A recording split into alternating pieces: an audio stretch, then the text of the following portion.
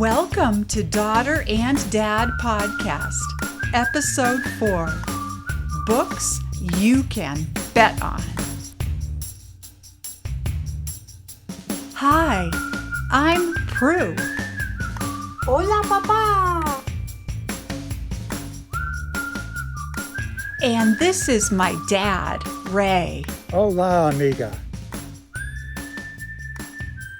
We may live far away from each other, but we love sharing our lives and hope you enjoy our conversations too.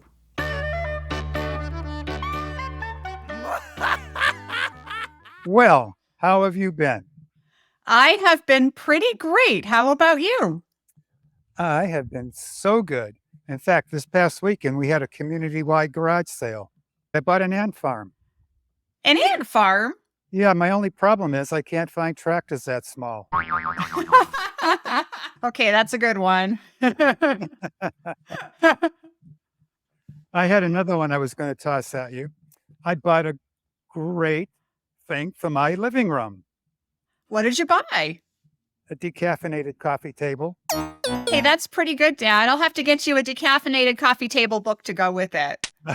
That would be even better.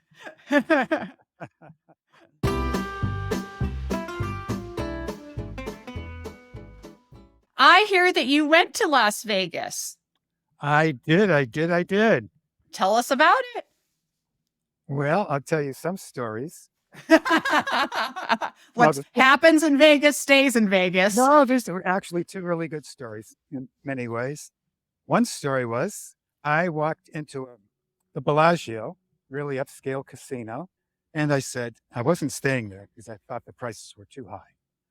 But I walked in, I said, I think I'll play a slot machine here. So I put a $20 bill in, and it was a penny machine, so I wasn't going to lose only $20.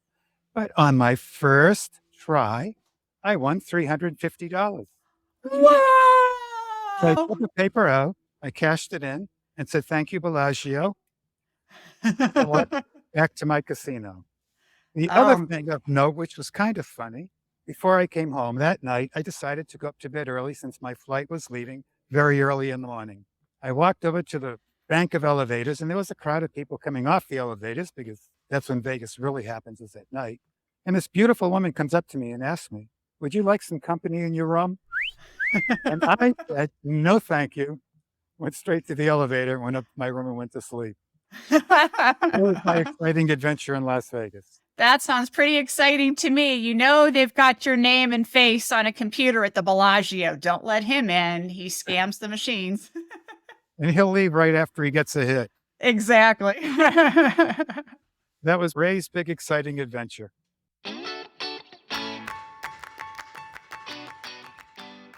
I'm working on a book, so I've been doing a lot of writing. And hey, that reminds me, we were talking, Dad, that maybe we would discuss what book has impacted us the most in our life. Why don't you go first? I was going to talk about this book, Bird by Anne Lamott. It's a book about writing. For a long time, I struggled. I've wanted to be a writer my whole life. And for many years, I struggled writing because I'm such a perfectionist that my mind would get locked up. I couldn't call it writer's block. I always had plenty of ideas, but I felt that everything I wrote was crappy. And this book taught me that it is crappy when it first comes out, and you have to write out all that crap, and you find the gems within that whole pile, that whole steaming pile that you've produced. There's some beauty in there. And so it really turned me into a writer.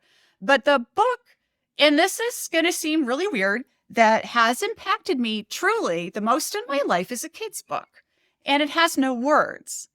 But this book I think about at least once a week, and you'll see why soon. It's called ReZoom, and it is by this artist, Istan Banyai, and it's a book about perception.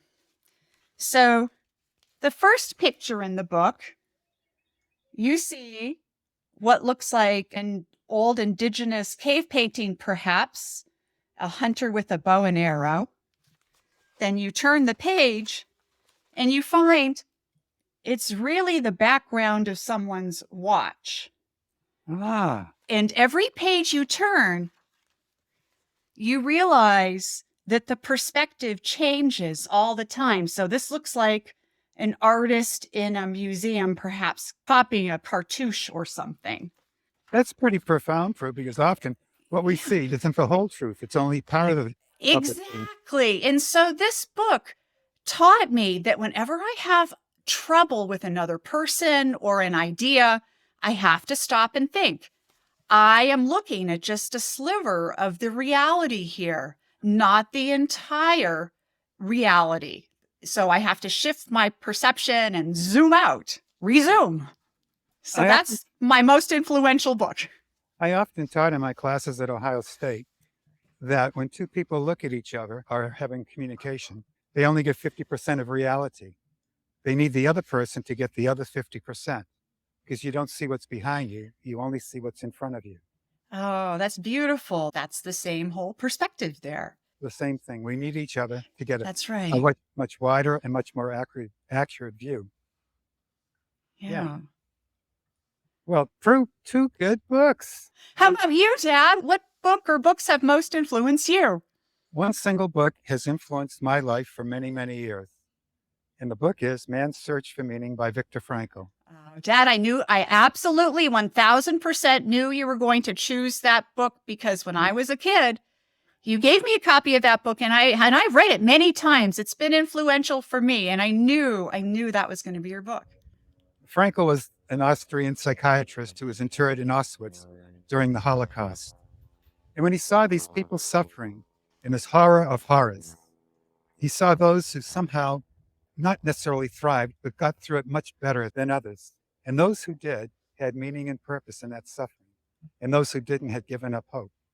And he said that he felt that meaning and purpose are an innate part of our being and that it can drive us to personal healing and to personal growth. I used it for my dissertation, which drove you girls nuts. I know that. I remember you saying during that time, you came in and announced the dinner table. I don't know if you remember this, but it stayed with me. Dad, I'm going to tell you one thing right now. What is it, Pru? I will never, ever marry a man who's working for his dissertation. I don't remember that, but I believe it. But anyways, that book and the whole search for meaning drove all my work in higher ed, drove my life. And in fact, when Mom died, the meaning in my life during the deepest parts of grieving was that I wanted to show you girls that I could make it on my own. I wanted to show you that I could be strong. And each day I would get up and I would say to myself, Ray, you're strong. You can do this. You're going to show the girls. And that's what I did. And even now, looking on the bright side, my blog is all about me trying to help others see the bright side of life and to inspire them, let them know tomorrow will be better than today. That's Frankl's influence on my life. And you have inspired myself and all of my sisters for certain with your strength and how you've pulled through and just, I cannot believe how many things you're doing on your own. The meals you're cooking, the home improvements. Dad, you just painted a table by yourself. I literally have never seen you do something like that in my entire life. Well, I will admit it was spray paint, but I will take credit because I put a drop cloth underneath. Now that's something I would have not done in the past. But I just thought the work of cleaning tile, stone tile, would be just too much.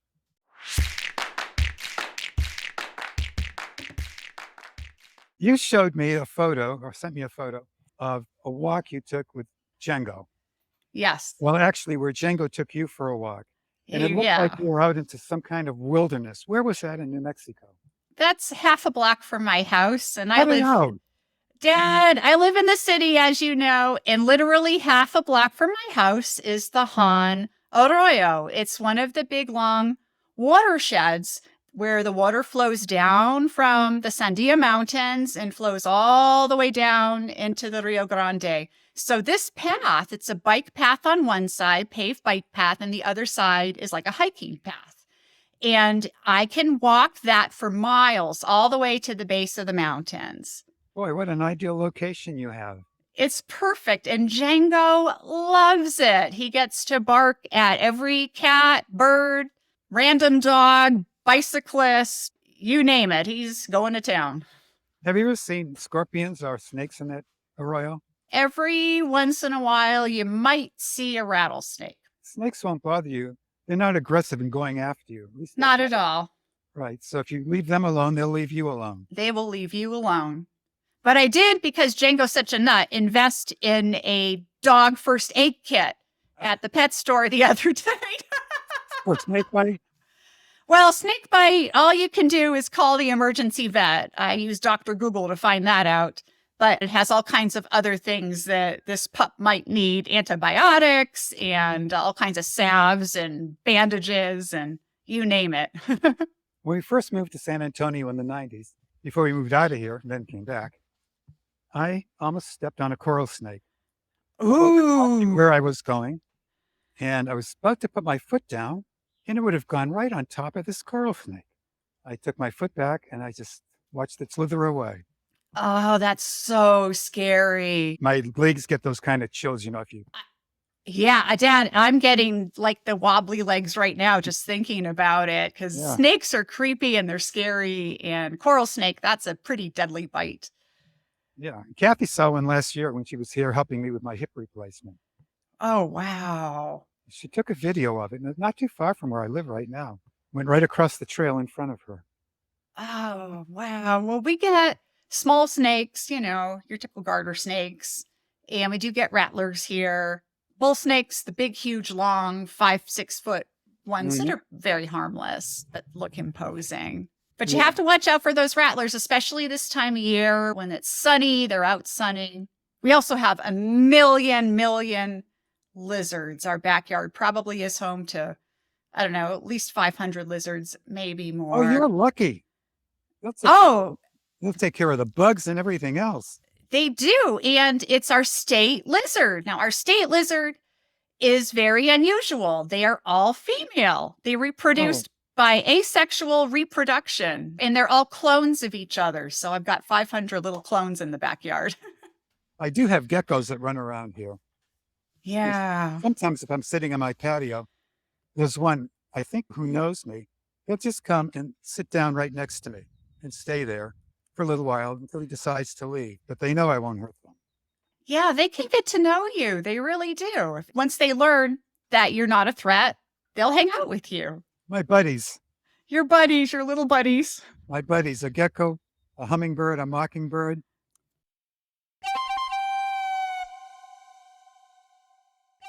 The mockingbird is the Texas state bird. Oh, I am not surprised. Everywhere in Texas, you see them. And they're really not afraid of human beings. I can walk by them when I go for a walk, and they'll stay in a bush and just look at me as if to say, I dare you. And I said, oh, peace. We're cool. They'll smile and sing me some kind of song. Aw, that's beautiful. Yeah. Now, our state bird is the roadrunner. The roadrunner. The roadrunner, just like in Bugs Bunny cartoons with the Wile E. Coyote.